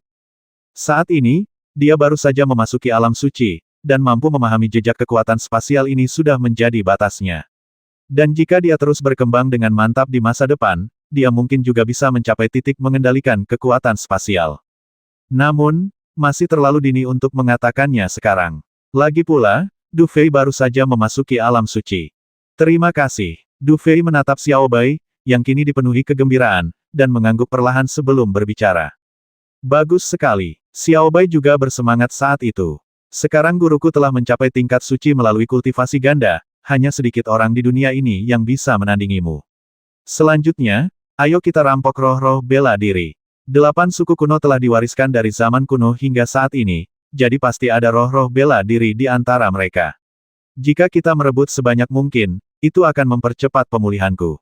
Mungkin aku bisa mengingat banyak hal dari masa lalu. Benarkah itu? Mungkin mendengar ini, Du Fei sedikit geli dan tak berdaya untuk sesaat. Tujuan utamanya datang ke dunia kuno ini adalah untuk menjalin hubungan baik dengan 8 klan kuno. Sekarang sepertinya Xiao Bai ingin mencari masalah untuk dirinya sendiri. Kita lihat saja nanti. Masih terlalu dini untuk membicarakan ini sekarang. Du Fei menolak dengan acuh tak acuh dan segera mengganti topik pembicaraan. Selanjutnya, haruskah kita pergi mencari wilayah suku rubah ibel kuno? Mungkin kita benar-benar punya kesempatan untuk mendapatkan beberapa roh bela diri. Wajah Xiao Bai memucat ketika melihat Du Fei menolak. Namun, ketika mendengar ini, ia tersenyum cerah. Kali ini, ia sama sekali tidak sopan. Ia malah mengangkat tangannya dan berkata, seharusnya begini. Mendengar ini, Du Fei memutar matanya. Orang ini benar-benar bekerja keras ketika menghadapi masalah. Di bawah bimbingan Xiao Bai yang tekun, Du Fei meninggalkan area sebelumnya dan, selama beberapa hari berikutnya, memasuki area lain. Namun, dibandingkan dengan apa yang disebut hutan purba yang pernah Du Fei temui sebelumnya, area ini bahkan lebih luas, tak terbatas, dan kuno. Hal ini membuat Du Fei bertanya-tanya apakah Xiao Bai telah mengambil jalan yang salah. Namun, di bawah desakan Xiao Bai, Du Fei tidak punya pilihan selain melanjutkan perjalanan. Sepanjang perjalanan, ia bertemu dengan monster-monster ganas yang tak terhitung jumlahnya, banyak di antaranya sangat kuat. Namun, meskipun demikian, Du Fei tidak mengalami gangguan apapun. Jelas, seiring meningkatnya kekuatan Du Fei, monster-monster kuat ini tampaknya dapat merasakan bahwa mereka yang bisa bepergian sendirian di sini jelas bukan makhluk biasa. Sebaiknya hindari memprovokasi makhluk-makhluk seperti itu sebisa mungkin. Namun, bahkan tanpa provokasi monster, Du Fei harus berhenti setelah berjalan di pegunungan ini selama hampir setengah bulan, karena dia menemukan bahwa dia tersesat. Berdiri di atas bintang raksasa, tatapan Du Fei dengan cepat menyapu sekelilingnya, energi mentalnya terus memancar. Di area ini, energi surgawi dan duniawi sangat padat. Bahkan dengan kekuatan Du Fei yang meningkat, ia masih tidak bisa merasakan apapun yang jauh. Setelah menatap sekelilingnya sejenak, Du Fei tersenyum pahit dan berkata, tidak, aku tidak bisa merasakan di mana kita berada. Kau benar-benar tidak bisa diandalkan. Kau membawaku ke sini dan mengatakan bahwa kau juga kehilangan kemampuan merasakan. Xiao Bai juga duduk di bahu Du Fei dengan ekspresi tak berdaya, memegang dagunya dan mendesah, aku tidak tahu situasinya akan seperti ini. Setelah aku datang ke daerah ini, aku kehilangan kemampuan indraku. Tuan, kau seharusnya tahu bahwa kemampuan indraku berkaitan erat dengan kekuatan mentalmu. Oh tidak, sekarang aku harus bilang itu telekinesis, dan telekinesismu. Dengan kekuatanmu sebagai ahli alam dan seng yang kuat, telekinesismu bahkan tidak bisa merasakan jarak yang sangat jauh. Apa yang bisa kulakukan? Jadi menurutmu apa yang harus kita lakukan sekarang? Du Fei mengangkat bahu. Kita tidak bisa diam saja di sini, kan lagi pula, dengan kekuatanmu, kau tidak perlu khawatir menghadapi bahaya apapun di sini. Menurutku, cari saja arah dan berjalanlah. Kalaupun kau salah arah, paling-paling kau hanya akan membuang sedikit waktu. Asal kau bisa meninggalkan daerah ini, itu akan baik-baik saja, kata Xiao Bai tanpa daya. Ya, Du Fei jatuh ke tanah tanpa daya dan hanya bisa mengangguk pelan dan berbicara. Kemudian, setelah memilih arah secara acak, Du Fei perlahan melangkah maju. Namun, semakin dalam ia melangkah, ia semakin frustrasi mendapati bahwa energi langit dan bumi yang kaya di sekitarnya seolah berubah menjadi substansi. Di tempat ini, jangkauan penglihatan Du Fei tak lebih dari 3 meter, dan jangkauan persepsi telepatinya seolah hanya 10 meter. Begitu saja, ia menghela napas dan berjalan. Tepat ketika Du Fei sedang mempertimbangkan apakah akan mencoba metode merobek ruang yang belum ia pelajari, tiba-tiba raut wajahnya berubah sedikit, lalu pandangannya tertuju pada sisi kanan di depannya. Secercah kegembiraan muncul di wajahnya, lalu ia melihat, di tengah kabut putih energi langit dan bumi, sesosok mungil tiba-tiba melesat keluar. Di tengah kabut yang menyelimuti langit, sesosok mungil muncul dari balik kabut dengan wajah yang sangat malu. Banyak bekas luka di sekujur tubuhnya. Darah terus berjadewa saat ia berlari, seketika mewarnai tanah menjadi merah.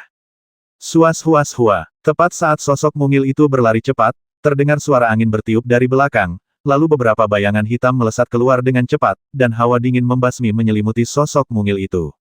Memanggil. Cahaya hitam tiba-tiba datang dari belakang dan mendarat dengan keras di punggung sosok mungil yang berlari di depan. Sosok mungil itu langsung terkejut dan berguling-guling di tanah dengan lengannya yang seperti serigala.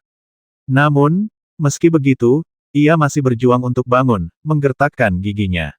Ia menatap tajam ke arah beberapa bayangan gelap yang melintas, dan berkata dengan gigi terkatup, dasar pemberontak.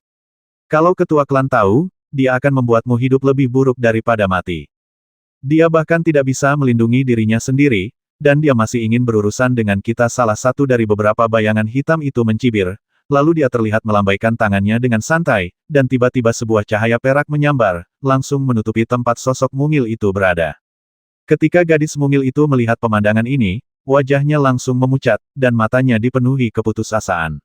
Bagaimanapun, ia berada di ambang hidup dan mati saat ini. Betapapun beraninya ia menghadapi hidup dan mati, secara tidak sadar ia akan merasa sedikit takut saat ini. Namun, tepat ketika ia hendak menutup matanya dengan putus asa, tiba-tiba ia mendengar suara angin kencang, lalu sesosok muncul di hadapannya seperti hantu. Tanpa bergerak, ia hanya berdiri di sana, dan serangan dahsyat itu lenyap seketika. Perubahan mendadak ini membuat kedua belah pihak yang mengejar tercengang. Meskipun mereka tidak tahu dari pihak mana orang yang tiba-tiba muncul ini berasal, kekuatannya yang dahsyat telah mengejutkan semua orang. Gadis yang tadinya hanya bisa pasrah dengan hidupnya kini menatap kosong ke sosok tinggi kurus di depannya. Ia samar-samar merasa bahwa segalanya akan membaik. Tepat ketika gadis kecil itu tertegun, ia melihat Du Fei perlahan berbalik, lalu tersenyum padanya dan berkata, "Gadis kecil, aku akan membantumu menyelesaikan masalah ini. Bagaimana kalau kau membawaku keluar dari sini?" Gadis itu gembira mendengar hal itu, lalu mengangguk cepat dan berkata, "Senior, kalau saja kau bisa menyelamatkan adik-adikku yang lain, apalagi memimpin jalan, aku bersedia bekerja seperti budak untukmu." Menyelamatkan yang lain mendengar ini, Du Fei menyipitkan matanya sedikit, lalu tatapannya jatuh pada sosok-sosok berjubah hitam di belakangnya yang menatapnya dengan waspada. Setelah hening sejenak, Du Fei perlahan menggelengkan kepalanya dan berkata dengan tenang, "Aku butuh seseorang untuk memimpin jalanku sekarang. Jika kau bersedia memimpin jalan, aku jamin orang-orang ini tidak akan berani mengejar. Untuk urusan lain, aku tidak ingin ikut campur." Seperti yang dikatakan Du Fei, tujuannya saat ini adalah pergi ke klan Rubah Ibel kuno, bukan untuk menimbulkan masalah yang tidak perlu. Meskipun, menurutnya, orang-orang berbaju hitam ini sama sekali tidak merepotkan.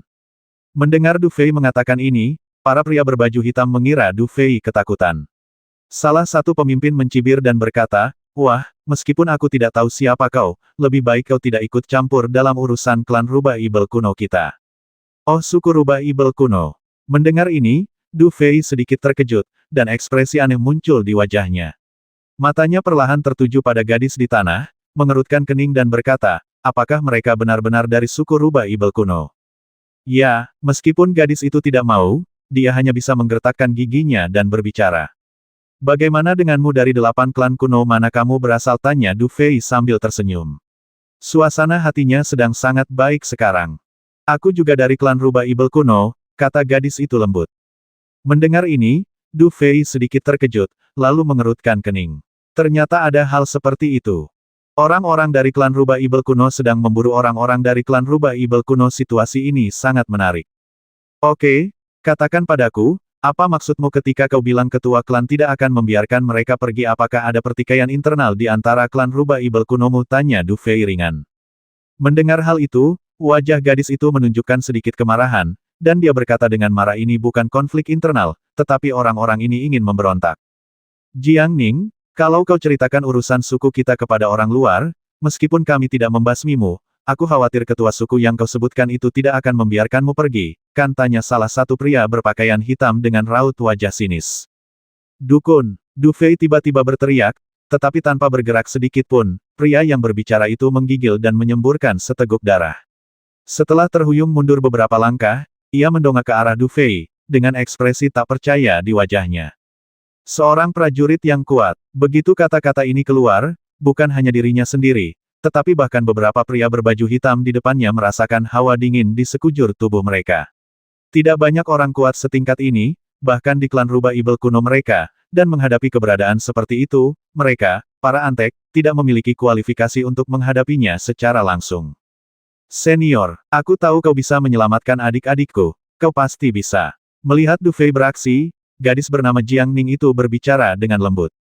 Tidak perlu terburu-buru, kata Du Fei tenang. Pertama-tama, izinkan saya bertanya tentang seseorang. Anda dari klan rubah ibel kuno. Pernahkah Anda mendengar tentang seorang gadis bernama Xiaoran yang kembali ke klan Anda? Dia seharusnya rubah langit berekor 9. Rubah langit ekor 9. Xiaoran. Raut kebingungan muncul di wajah Jiang Ning, dan ia pun berpikir keras. Melihat pemandangan ini, Du Fei menghela napas dalam hati. Sepertinya tidak mudah untuk mengetahui berita tentang Xiaoran. Namun, tepat ketika Du Fei hendak menyerah, Jiang Ning tiba-tiba teringat sesuatu dan berkata dengan muram, "Senior, hanya ada beberapa anggota klan kita yang bisa berkultivasi hingga tingkat rubah surgawi ke-9.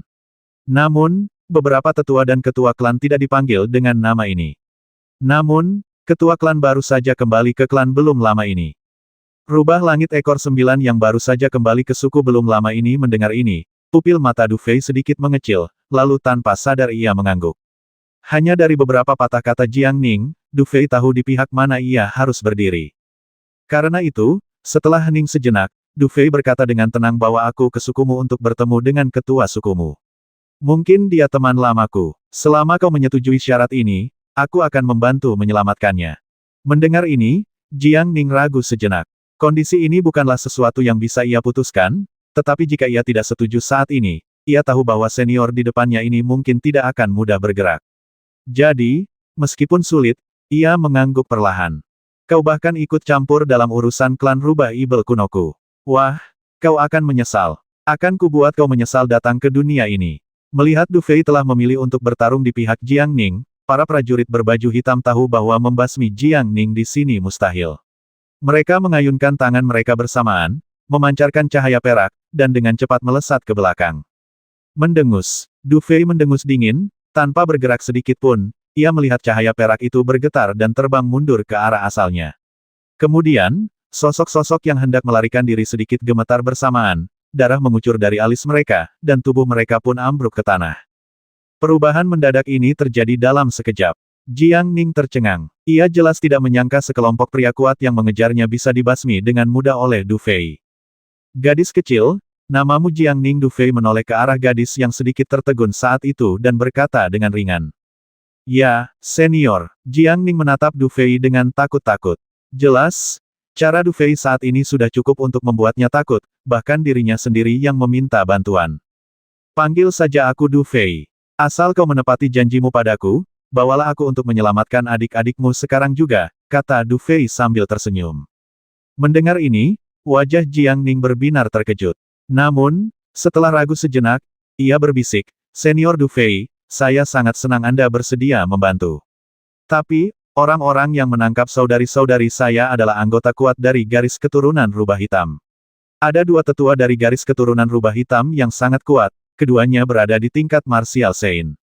Dua orang suci bela diri. Du Fei sedikit terkejut ketika mendengar ini.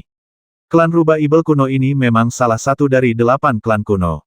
Dengan kekuatan seperti itu, mereka pasti lebih kuat dari Jiutian Xuanzong dari benua Xuanwu, kan? Senior Du Fei, kata Jiang Ning ragu-ragu. Panggil aku kakak. Du Fei mengerutkan kening. Ia selalu dipanggil senior dan ia merasa tua. Ya, saudara Du Fei, jika kamu merasa kesulitan, aku tidak akan menyalahkanmu bahkan jika kamu tidak pergi menyelamatkan orang.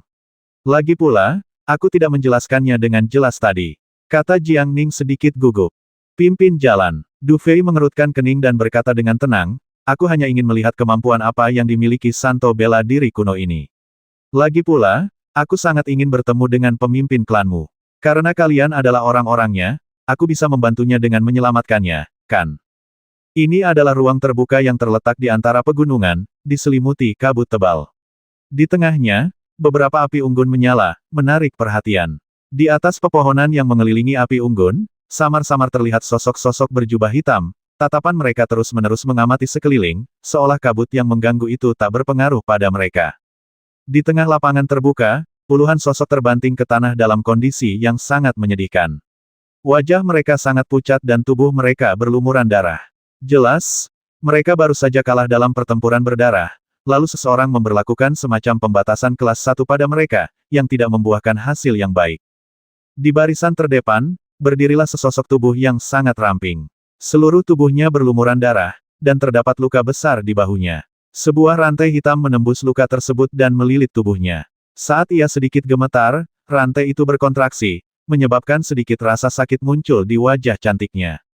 Namun, meskipun seluruh tubuhnya gemetar kesakitan, perempuan itu tidak bersuara sedikit pun menghadapi penderitaan tersebut. Ia malah menggigit bibir merahnya yang indah, dan keringat dingin menetes di dahinya. Jiang Yao, aku ingat kau adalah talenta dari klan Rubah Ibel kunoku, jadi aku tidak ingin mempersulitmu.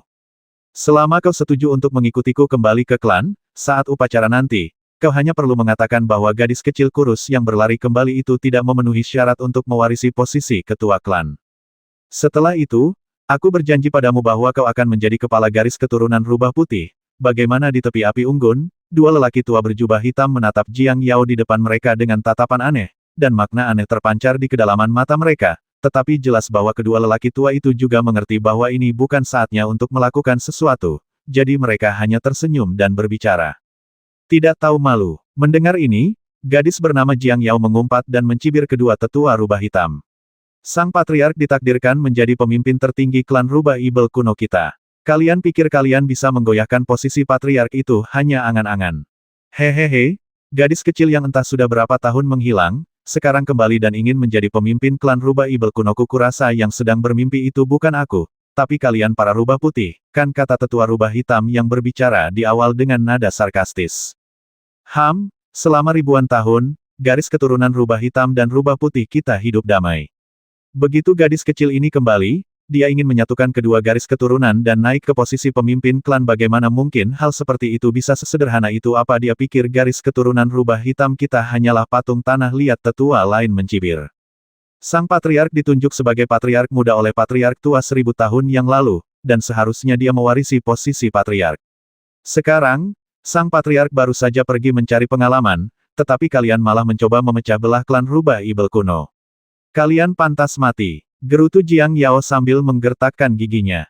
Salah. Bukannya kita ingin memecah belah klan Rubah Ibel kuno, tapi gadis kecil itu tidak ingin memberi kita kesempatan untuk bertahan hidup. Kalau seorang gadis kecil dari garis keturunan Rubah Putih mengambil posisi itu, bagaimana mungkin kita, orang-orang dari garis keturunan Rubah Hitam, bisa menghadapinya? Lagi pula, dari segi senioritas dan kemampuan, posisi ketua klan jauh di bawah pangkat gadis kecil itu. Jiang Yao mencibir, jika kalian, keturunan rubah hitam, memang mampu, mengapa kalian tidak melahirkan seorang jenius dari antara kalian selama beberapa ribu tahun terakhir dan naik ke posisi pemimpin klan? Jika kalian tidak mampu, jangan ribut-ribut di sini. Haha, bukankah kita para rubah hitam punya kemampuan? Gadis kecil itu hanya sedikit lebih beruntung dan mencapai alam rubah langit ekor 9. Tapi, bukankah kita para rubah hitam punya ahli di alam rubah langit ekor 9? Tetua itu menatap Jiang Yao dengan dingin dan berkata, lupakan saja, jangan bicara omong kosong seperti itu. Dilihat dari penampilanmu sekarang, jelas kau tidak ingin bekerja sama denganku lagi, kan? Jiang Yao memasang ekspresi sinis di wajahnya, lalu menutup matanya, jelas tidak ingin meneruskan omong kosongnya dengan kedua orang tua bodoh ini. Hehehe, kalau kau tidak terima bersulangku, kau akan dihukum. Awalnya, para pemuda di klan kita enggan membiarkanku membasmi kalian, sekelompok gadis cantik. Tapi karena kalian bersikeras tidak mau bekerja sama, jangan salahkan aku karena kejam. Mata tetua itu dipenuhi dengan niat membasmi. Karena mereka menolak bekerja sama, orang-orang dari garis keturunan rubah putih ini tidak akan berguna bagi mereka. Tetapi pada saat itu, dia tidak ragu-ragu, melainkan menjentikkan jarinya, dan segera melihat energi itu mengembun di ujung jarinya, lalu berubah menjadi bilah pisau tajam, melesat dengan ganas ke arah Jiang Yao berada. Jiang Yao tersenyum sedih, tetapi hanya menutup matanya dan menunggu kematian. Namun, tepat ketika ia hendak menyerah, tiba-tiba terdengar seringai di tengah kabut tebal. Di saat yang sama, bilah tajam Yuan Li patah dan berubah menjadi bubuk. Dasar kau, dewa tua! Nona Jiang Yao begitu cantik, dan kau membasminya seperti itu. Apa kau tidak takut akan hukuman dewa? Siapa itu? Suara yang sedikit mengejek ini mengejutkan semua prajurit rubah hitam yang hadir. Mereka yang berdiri di pepohonan tampak bingung, bertanya-tanya siapa yang mendekati mereka tanpa mereka sadari. Kedua prajurit rubah hitam itu tiba-tiba berdiri, berteriak keras, tatapan mereka melirik ke sekeliling. Mereka tahu bahwa siapapun yang dapat dengan mudah menembus serangan mereka jelas bukan orang biasa. Di tengah kabut tebal, dua sosok perlahan berjalan keluar, lalu secara bertahap muncul di mata semua orang di tempat kejadian. Apakah ini saudari Jiang Yao yang kau minta aku selamatkan? Tatapan Du Fei menyapu pemandangan dan akhirnya tertuju pada Jiang Yao yang berlumuran darah. Ia harus mengakui bahwa para wanita dari suku rubah kuno memang sangat cantik. Bahkan dalam situasi seperti ini, wanita bernama Jiang Yao ini memiliki sedikit kecantikan yang menyedihkan. Jiang Ning, bukankah aku sudah memintamu untuk kembali dan memberitahu ketua klan kenapa kau kembali lagi? Jiang Yao menatap pemandangan itu dengan takjub. Ia tidak mengenal Du Fei, tetapi ia mengenal Jiang Ning. Ia berbicara dengan ekspresi terkejut, dan sesaat kemudian, ia tiba-tiba berteriak, "Pergi! Pergi! Ayo pergi!" Kedua tetua dari garis keturunan rubah hitam juga menjadi tenang saat ini. Mereka menatap Du Fei, lalu melambaikan tangan, niat membasmi terpancar di mata mereka, "Basmi dia!" Ya, begitu dia berteriak, reaksi bergemuruh dari segala penjuru, dan kemudian, seni bela diri yang dahsyat menyapu dengan liar ke arah tempat Du Fei berada. Du Fei menatap kedua tetua rubah hitam yang berbicara dengan ekspresi acuh tak acuh, tetapi mengabaikan serangan siulan dan hanya berjalan perlahan ke arah kedua tetua rubah hitam. Dor, dor, dor. Serangan yang sangat mengerikan itu datang tiba-tiba ketika mereka berada dalam jarak beberapa kaki dari Du Fei. Serangan itu bahkan tidak bisa mengenai Du Fei, apalagi melukainya. Pada saat yang sama, aliran darah tiba-tiba menyembur keluar dari alis para lelaki perkasa dari garis keturunan rubah hitam ini, lalu sosok mereka jatuh secara langsung dan aneh dari udara ke tanah seperti burung dengan sayap patah, tubuh mereka berkedut perlahan, dan bau darah langsung menyebar di lapangan. Jiang Yao menatap para prajurit garis keturunan rubah hitam yang langsung bernasib seperti itu, dan raut ketidakpercayaan terpancar di matanya. Para prajurit garis keturunan rubah hitam ini semuanya adalah pendekar bela diri tingkat 4 yang tangguh, tetapi mereka tak menyangka akan mati mengenaskan di hadapan orang yang muncul entah dari mana, bahkan tak mampu melawan. Kabut darah melayang di udara, tetapi Du Fei bertindak seolah-olah tidak menyadarinya. Akhirnya ia berhenti berjalan perlahan, lalu tersenyum kepada kedua tetua rubah hitam. Tatapannya jatuh pada Jiang Yao dan yang lainnya, dan ia berkata dengan tenang, "Bisakah kalian membantuku? Aku berjanji pada gadis kecil Jiang Ning itu bahwa aku akan menyelamatkan saudara-saudara perempuannya. Bagaimana kalau kalian berpura-pura tidak melihatku?" Anda, kedua tetua dari garis keturunan rubah hitam menatap pemandangan di depan mereka dengan sedikit terkejut, dan mata mereka sedikit berkedut. Mereka samar-samar menyadari tipu daya Du Fei.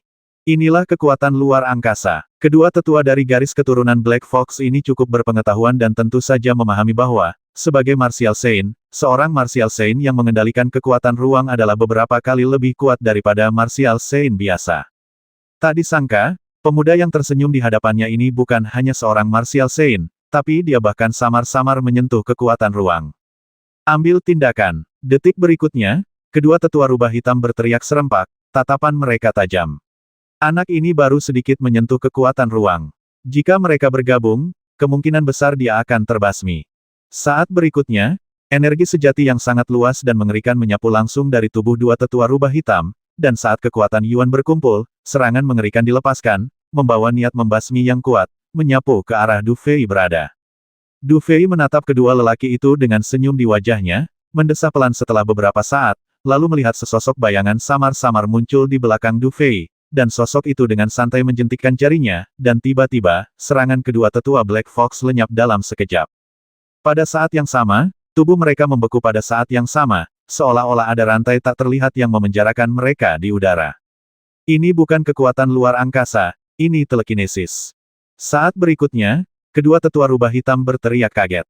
Jalan ganda menuju kesucian. Detik berikutnya, kedua tetua rubah hitam berseru kaget.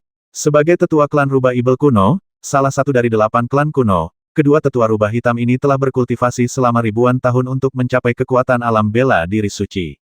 Secara umum, seorang Martial Saint dapat mendominasi dunia, jarang sekali bertemu lawan. Bahkan bagi seorang prajurit dengan level yang sama, bahkan seorang Martial Saint yang telah menguasai kekuatan ruang, tidaklah mudah untuk mengalahkan martial saint lainnya. Karena, pada level ini, meskipun mereka tidak dapat mengalahkan lawan, mereka selalu dapat melarikan diri. Oleh karena itu, secara umum, kecuali kedua belah pihak adalah musuh bebuyutan, pertarungan antar prajurit setingkat saint sangat sulit untuk menentukan pemenangnya. Namun ini hanyalah situasi normal. Ada satu situasi yang bahkan seorang prajurit tingkat saint bela diri akan sangat takut untuk menghadapinya bertemu dengan seorang saint pil. Meskipun tidak banyak orang suci bela diri di antara surga dan bumi, selalu ada beberapa orang yang dapat mengendalikan situasi di beberapa kekuatan besar, dan suku seperti 8 klan kuno tidak kekurangan orang suci bela diri. Namun, mencapai alam saint alkimia sangatlah langka. Perlu diketahui bahwa praktik alkimia pada awalnya bergantung pada keberuntungan, dan hanya mereka yang sangat beruntung yang dapat mencapai kesuksesan di jalur alkimia. Hal ini juga membuat mencapai saint di jalur alkimia menjadi lebih sulit daripada di seni bela diri. Sementara jalur seni bela diri hanya membutuhkan perpaduan ki dan kekuatan spiritual untuk mencapai alam saint bela diri, jalur alkimia membutuhkan banyak kebetulan untuk menghasilkan seorang master alam saint alkimia. Dapat dikatakan bahwa bahkan jika 100 orang suci bela diri lahir di dunia ini, mungkin tidak ada satu pun orang suci pil. Adapun 2 orang yang mencapai kesucian di waktu yang sama, itu bahkan lebih langka lagi, dapat dikatakan sebagai legenda di antara legenda. Asalkan kedua orang suci yang kuat itu tumbuh dewasa secara menyeluruh, mereka pasti dapat menghancurkan 8 suku kuno dan mencapai tingkat 9 kaisar zaman prasejarah. Oleh karena itu, pada saat ini, perasaan tak berdaya muncul di hati kedua tetua rubah hitam. Jika mereka adalah orang suci bela diri biasa, bahkan jika mereka mengendalikan kekuatan ruang, mereka masih akan mampu bertarung. Namun, menghadapi para pejuang kuat yang telah mencapai tingkat orang suci dalam Dan Wu, mereka merasakan ketidakberdayaan yang mendalam di hati mereka. Siapakah seorang tetua rubah hitam menatap Du Fei dengan tak percaya? Dari 8 klan kuno mana kau berasal? Yang mulia, kami adalah para tetua dari garis keturunan rubah hitam dari klan rubah ibel kuno. Jika Anda berkenan, kami bersedia meminta maaf jika kami telah menyinggung Anda. Dan jika Anda memiliki instruksi apapun di masa mendatang, kami, garis keturunan rubah hitam, tidak, kami, klan rubah ibel kuno, pasti akan rela melewati api dan air demi Anda tanpa ragu. Tetua rubah hitam lainnya juga berbicara cepat. Jelas, ini adalah pertama kalinya dalam hidupnya yang panjang ia merasakan ketakutan seperti itu. Di belakang, Jiang Ning, Jiang Yao, dan anggota lain dari klan rubah ibel kuno, klan rubah putih, yang dipenjara, semuanya tercengang oleh pemandangan itu. Kedua tetua rubah hitam ini, yang memiliki status sangat tinggi dalam garis keturunan rubah hitam, dianggap sebagai ahli tingkat atas di seluruh dunia kuno. Namun, kedua tetua rubah hitam ini, dalam satu pertemuan, bahkan memohon belas kasihan sebelum mereka benar-benar menyerang. Melihat sosok Du Fei, semua orang sangat terkejut. Seberapa tinggi pencapaian manusia muda ini, yang tampaknya baru berusia sekitar 20 tahun, mungkinkah orang ini dilahirkan untuk menjadi makhluk tertinggi? Apa yang baru saja kukatakan? Oh, ku bilang, maukah kalian berdua membantuku dan membebaskan semua orang ini? Bagaimana Du Fei tampak tidak menyadari betapa menakutkannya dirinya bagi kedua tetua rubah hitam itu. Ia hanya menatap mereka sambil tersenyum dan berbicara dengan nada bernegosiasi. Mendengar ini, raut wajah kedua tetua itu sedikit berubah, lalu mereka menggertakkan gigi dan berkata, karena Yang Mulia telah berkata demikian, maka orang-orang ini milikmu. Haha, kedua tetua itu sangat murah hati. Terima kasih, kata Du Fei sambil tersenyum. Awalnya, aku seharusnya membiarkanmu pergi, tapi tiba-tiba aku tertarik dengan apa yang baru saja kau katakan tentang ketua klan, rubah hitam, dan rubah putih. Aku ingin tahu apakah kedua tetua punya waktu untuk menceritakannya secara detail. Ini, kedua tetua rubah hitam ragu sejenak. Masalah ini melibatkan perselisihan internal suku rubah ibel kuno. Jika orang luar tahu tentang ini, mereka mungkin. Apa kalian berdua tidak mau memberiku wajah ini? Du Fei menyipitkan matanya hingga hanya tersisa satu garis, lalu menatap kedua tetua rubah hitam itu. Di bawah tatapan Du Fei, kedua tetua rubah hitam itu tiba-tiba merasakan kulit kepala mereka kesemutan. Bicara, ayo bicara. Akhirnya, seorang tetua rubah hitam tak kuasa menahan diri dan berbicara cepat. Benarkah? Mendengar ini, Du Fei dengan santai melihat garis-garis telekinesis, seolah-olah nyata, dengan cepat melilit sesepuh rubah hitam lainnya. Lalu ia berkata dengan ringan, kau boleh memberitahuku sekarang, tapi jika apa yang kau katakan berbeda dari apa yang dia katakan nanti, aku tidak perlu memberitahumu apa yang akan terjadi, kan? Tetua rubah hitam yang tersisa bergidik, tak pernah menyangka manusia yang tampak muda ini bisa begitu cerdik. Saat itu, tetua rubah hitam hanya bisa menghela napas dan pasrah pada nasibnya. Ia kemudian berkata perlahan, sahabatku, masalah ini melibatkan rahasia 1000 tahun klan rubah ibel kuno kita. Kita telah lama menjadi kekuatan besar di dunia kuno, tetapi seiring berjalannya waktu, kita telah mengalami beberapa perubahan, yang paling signifikan adalah munculnya garis keturunan rubah hitam dan rubah putih. Kemunculan kedua urat nadi ini awalnya merupakan hal yang baik. Para ahli dan kuat di kedua urat nadi ini saling bersaing, dan hanya yang terkuatlah yang berhak mengendalikan nasib klan rubah ibel kuno. Pertikaian internal ini membuat klan kami menjadi jauh lebih kuat. Namun, seiring berjalannya waktu, sifat pertikaian ini berubah. Kedua belah pihak ingin sepenuhnya menguasai klan rubah ibel kuno, sehingga perselisihan berlanjut. Awalnya, garis keturunan rubah hitam dan rubah putih kami berada dalam kondisi saling menahan diri. Namun, lebih dari setahun yang lalu, seorang gadis kecil dari klan rubah putih, yang telah menghilang selama hampir 1000 tahun, kembali. Sekembalinya, gadis kecil ini dengan tegas menyatakan niatnya untuk mewarisi posisi pemimpin klan, yang telah kosong selama lebih dari 1000 tahun. Jika garis keturunan rubah putih memiliki pemimpin klan, kekuatan yang seimbang antara garis keturunan rubah hitam dan rubah putih kita akan menjadi tidak seimbang. Sejak saat itu, garis keturunan rubah hitam kita akan ditekan oleh garis keturunan rubah putih. Oleh karena itu, kami di garis keturunan rubah hitam sekarang berusaha sekuat tenaga untuk mencegah gadis kecil itu naik tahta. Dan apa yang terjadi hari ini hanyalah pertikaian internal antara kedua garis keturunan klan rubah langit kuno kita. Tuan, aku tahu kau kuat, tapi bagaimanapun juga, masalah ini adalah urusan klan rubah langit kunoku. Kau mungkin telah menyelamatkan beberapa gadis kecil, tapi bisakah kau menyelamatkan semua orang di klan rubah langit kunoku dalam hal seperti ini? Tidak ada benar atau salah, yang ada hanya menang atau kalah. Senang mendengarnya, layaknya rubah tua yang telah berlatih selama 1000 tahun. Du Fei tersenyum tipis, sama sekali tidak tergerak oleh tetua rubah hitam.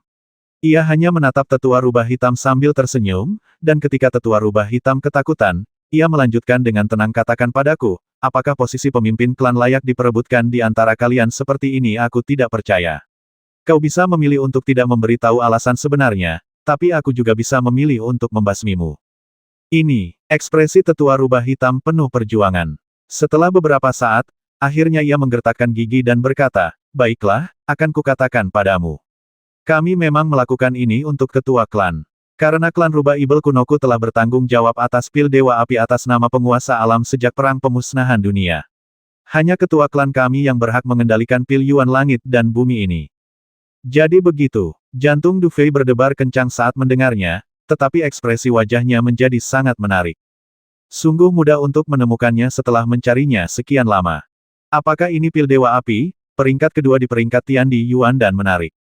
Penatua Black Fox melihat ekspresi Du Fei yang sedang berpikir, seolah-olah dia telah memikirkan sesuatu, tetapi pada saat ini, dia tidak berani mengatakan apapun, tetapi menutup mulutnya dengan patuh.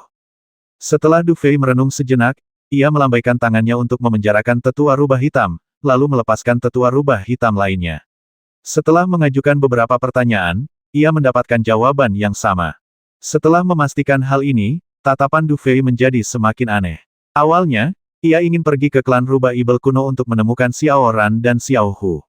Namun sekarang, tampaknya terlepas dari apakah Xiao Ran dan Xiao Hu ada di klan rubah ibel kuno atau tidak, ia harus melakukan perjalanan ini. Memikirkan hal ini, Du Fei mengangguk perlahan, lalu melirik Jiang Yao dan yang lainnya di belakangnya, lalu melambaikan tangannya dengan santai. Tiba-tiba, belenggu yang mengikat Jiang Yao dan yang lainnya terlepas, dan orang-orang ini terhuyung berdiri. Anehnya, semua prajurit klan rubah putih ini adalah perempuan. Setelah bertukar pandang diam-diam, mereka serentak membungkuk kepada Du Fei dan berkata, terima kasih atas bantuan Anda, Tuan. Kami tidak akan pernah melupakan kebaikan Anda hari ini. Tidak apa-apa. Mendengar ini, Du Fei tersenyum dan berkata dengan tenang, ketua klanmu dan aku mungkin berteman, jadi sudah menjadi tugasku untuk menyelamatkanmu. Selama kau ingat untuk menyetujui syaratku, bawa aku ke tempat klan rubah ibel kuno berada, dan biarkan aku bertemu dengan ketua klanmu, itu saja. Apa? Mendengar ini, Jiang Yao memelototi Jiang Ning dengan tajam. Keberadaan klan rubah ibel kuno selalu sangat misterius, bahkan 7 klan lain dari 8 klan kuno pun tak tahu. Sekarang, gadis kecil Jiang Ning ini benar-benar setuju untuk membawa orang luar ke sana padahal, ini karena dia menyelamatkan semua orang di sini. Apa kau tidak mau membawaku ke klan rubah ibel kuno? Du Fei menatap wajah Jiang Yao dan yang lainnya yang tampak muram, lalu tersenyum dan berkata, kalau kau memang tidak mau, ya sudahlah. Kurasa kedua orang tua di sana akan dengan senang hati membawaku ke sana. Apa? Jiang Ning dan Jiang Yao sedikit terkejut mendengar ini. Mereka merasa seperti membiarkan serigala masuk ke rumah mereka. Mereka tahu bahwa jika Du Fei membiarkan kedua tetua rubah hitam memimpin jalan, dilihat dari perilaku mereka sebelumnya, mereka pasti tidak akan bersikap sopan kepada Du Fei. Karena itu, setelah merenung sejenak, Jiang Yao menggertakkan giginya dan berkata, baiklah. Karena Jiang Ning sudah menyetujui permintaanmu, aku akan membawamu ke tanah klan rubah ibel kunoku. Namun, jika kau punya rencana lain, orang pertama yang akan menghalangimu adalah kami, orang-orang yang kau selamatkan. Pupil mata Du Fei sedikit mengecil, lalu ia tersenyum dan berkata, jangan khawatir, aku tidak akan melakukan apapun. Aku hanya ingin menemukan temanku. Jika pemimpin klanmu benar-benar temanku, maka aku bisa membantumu melenyapkan seluruh garis keturunan rubah hitam. Kalaupun bukan, paling-paling aku tidak akan membantu kedua belah pihak, dan kau tidak akan menderita kerugian apapun. Meskipun apa yang dikatakan Du Fei agak tidak benar, Jiang Yao dan yang lainnya tidak punya pilihan. Melihat ekspresi Du Fei, mereka hanya bisa mengangguk tak berdaya. Tuan, jika memang begitu, maka kedua tetua dari garis keturunan rubah hitam. Tatapan Jiang Yao tertuju pada kedua tetua dari garis keturunan rubah hitam, dan dia berbicara dengan sedikit terkejut. Oh, dua orang ini. Tatapan Du Fei tertuju pada kedua tetua rubah hitam. Setelah beberapa saat, ia terkekeh, lalu mengangkat jarinya dan menunjuk ke depan dengan sedikit acuh tak acuh. Mencicit. Saat Du Fei bergerak, dua pola tai chi hitam dan putih yang berkedip muncul secara bersamaan di antara alis kedua tetua rubah hitam itu. Setelah Du Fei mencapai alam Dansheng, pola roh reinkarnasi juga telah menembus jauh ke dalam tubuh mental Du Fei. Dapat dikatakan bahwa mereka berada dalam harmoni yang sempurna dan tak terpisahkan. Setelah menyelesaikan tindakannya, Du Fei melambaikan tangannya dengan santai, mengusir pikirannya, dan berkata sambil tersenyum, baiklah, mulai sekarang, mari kita semua pergi ke tanah klan suku rubah ibel kuno kalian dengan harmonis, oke? Mendengar ini, Jiang Yao dan yang lainnya menatap Du Fei dengan ekspresi aneh, sementara kedua tetua dari garis keturunan rubah hitam mengubah ekspresi mereka secara bersamaan. Setelah saling memandang, mereka menghela napas tak berdaya dan mengangguk kecil. Meskipun Du Fei tidak mengancam mereka atau memberitahu mereka apa yang telah dilakukannya, sikapnya dengan jelas menunjukkan bahwa dia tidak takut dengan apa yang akan mereka lakukan. Ancaman diam-diam semacam ini jauh lebih efektif daripada ancaman lisan, membuat dua tetua rubah hitam dari klan rubah ibel kuno sangat gelisah saat ini. Yang mulia, seorang tetua rubah hitam, seolah tiba-tiba teringat sesuatu, membungkuk kepada Du Fei dan berkata dengan ekspresi aneh di wajahnya, Yang mulia, jika Anda benar-benar ingin mencari pemimpin klan, Anda mungkin perlu sedikit mempercepat. Karena, dalam 3 hari, pemimpin klan akan resmi naik tahta di aula leluhur, dan kami, garis keturunan rubah hitam, juga siap melancarkan serangan pada saat itu untuk menangkap pemimpin klan dalam satu serangan. Mendengar ini, ekspresi Jiang Ning, Jiang Yao, dan yang lainnya berubah serempak. Mereka belum pernah mendengar hal seperti itu sebelumnya. Oh, benarkah? Du Fei terus tersenyum. Kenapa kau tidak memberitahuku metode apa saja yang telah disiapkan klan rubah hitammu?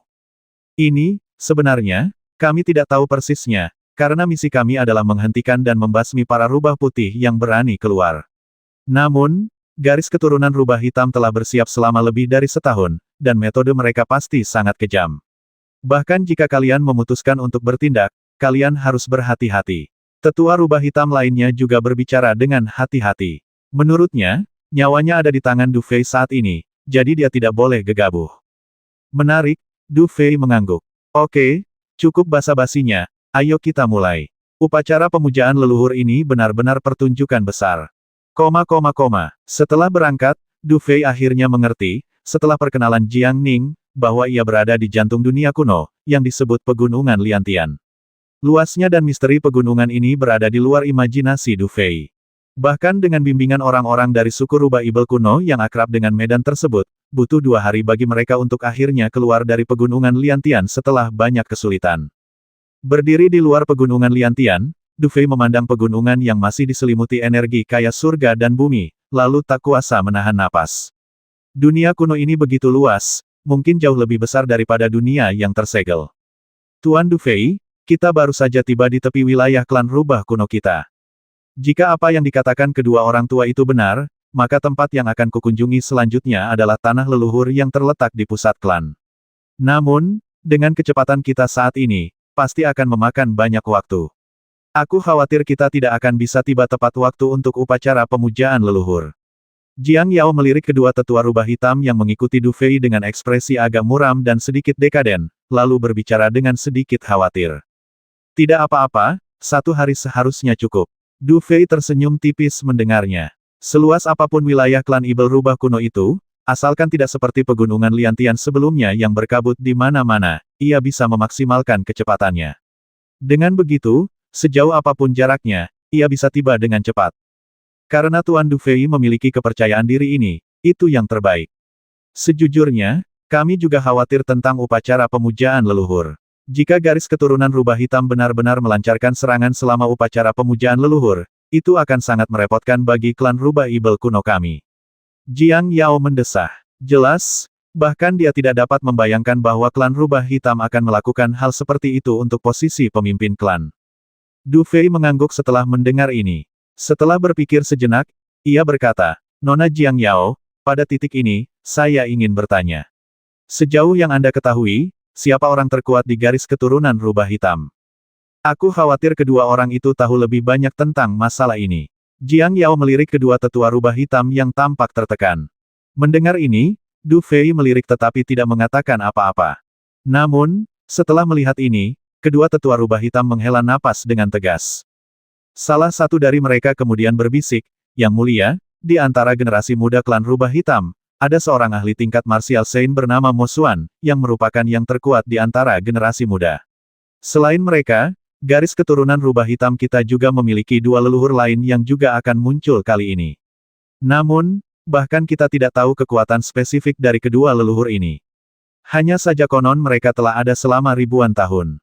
Selain itu, kupikir garis keturunan rubah hitam pasti punya trik tersembunyi. Soalnya, pemimpin klan yang baru dan garis keturunan rubah putih bukanlah orang biasa. Kalau mereka tidak sepenuhnya yakin, garis keturunan rubah hitam tidak akan memilih untuk melancarkan serangan di saat kritis seperti ini. Mendengar ini, mata Du Fei sedikit menyipit. Meskipun ia telah mencapai tingkat kesucian, 8 klan kuno dengan latar belakang mereka yang mendalam pasti memiliki beberapa kemampuan yang luar biasa. Oleh karena itu, apapun yang ia putuskan, ia tidak boleh meremehkan klan rubah Ibel kuno. Jika klan rubah Ibel kuno tidak terlibat dalam perselisihan internal, ia mungkin tidak akan mempertimbangkan untuk meminum pil Dewa Api. Kekuatan klan rubah Ibel kuno, salah satu dari 8 klan kuno. Du Fei tersenyum. Kalau begitu, biarlah klan rubah Ibel kuno ini menjadi batu asahku, agar aku bisa memahami betapa kuatnya kedua orang suci ini. Melihat wajah Du Fei yang tersenyum, kedua tetua rubah hitam tanpa sadar bergidik. Meskipun mereka baru sekali melihat Du Fei beraksi, mereka sangat takut pada pemuda yang tersenyum ini. Melihat ekspresi Du Fei, mereka mendesah dalam hati. Sepertinya dengan campur tangan manusia ini, rencana garis keturunan rubah hitam akan semakin terganggu. Oke, cukup omong kosongnya untuk saat ini. Sekarang santai saja, aku akan membawamu pergi. Du Fei melirik Jiang Yao dan yang lainnya, lalu kedua tetua rubah hitam. Kalau kalian berdua, kalau tidak bisa mengimbangi, jangan salahkan aku. Begitu dia selesai berbicara, Du Fei melambaikan tangannya, dan kekuatan mentalnya langsung menyelimuti Jiang Ning dan gadis-gadis harimau putih lainnya, lalu dia melesat maju bagai kilat. Melihat kecepatan Du Fei, kedua tetua rubah hitam langsung tertinggal. Melihat Du Fei menghilang dalam sekejap, kedua tetua rubah hitam hanya bisa mengertakkan gigi dan mengikutinya. Meskipun mereka tidak secepat Du Fei, setidaknya mereka tahu di mana tanah leluhur berada, sehingga mereka tidak akan tersesat saat ini. Perjalanan Du Fei bagaikan pusaran petir, dan selama itu, ia menyaksikan kekuatan 8 klan kuno yang luar biasa. Kota-kota tersebar di wilayah ini bagaikan bintang yang tak terhitung jumlahnya, dan populasi mereka kemungkinan setara dengan puluhan atau bahkan ratusan dinasti tingkat tinggi di benua Xuanwu. Kekuatan seperti itu sungguh mengerikan.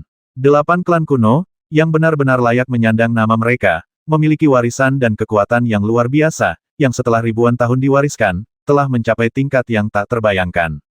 Jika klan seperti itu memiliki sarana apapun, mereka pasti akan sangat menakutkan.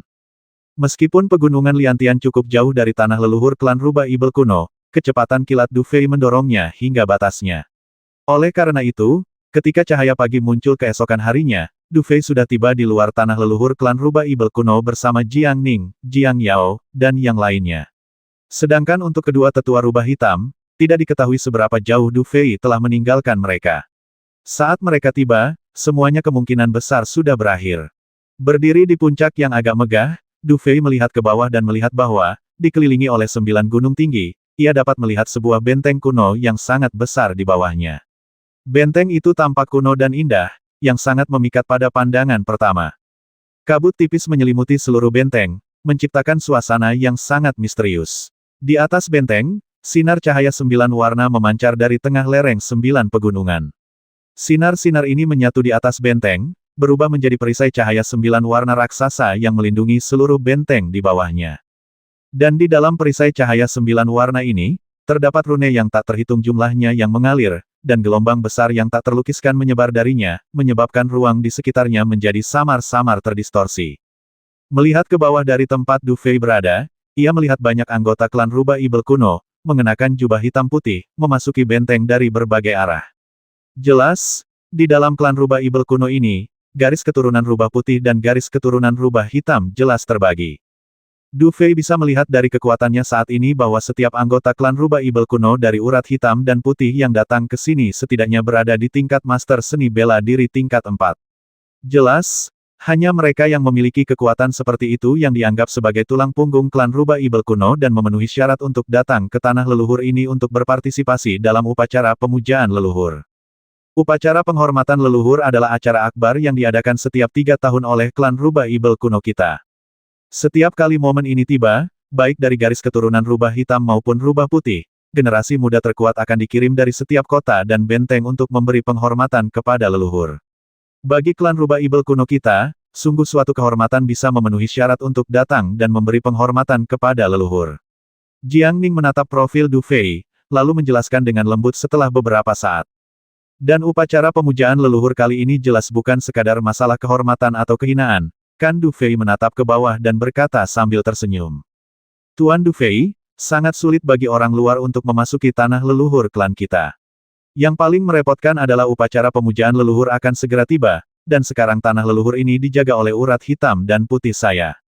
Belum lagi Anda, bahkan jika kita datang ke sini bukan atas perintah kaisar, akan sangat merepotkan untuk memasuki tanah leluhur.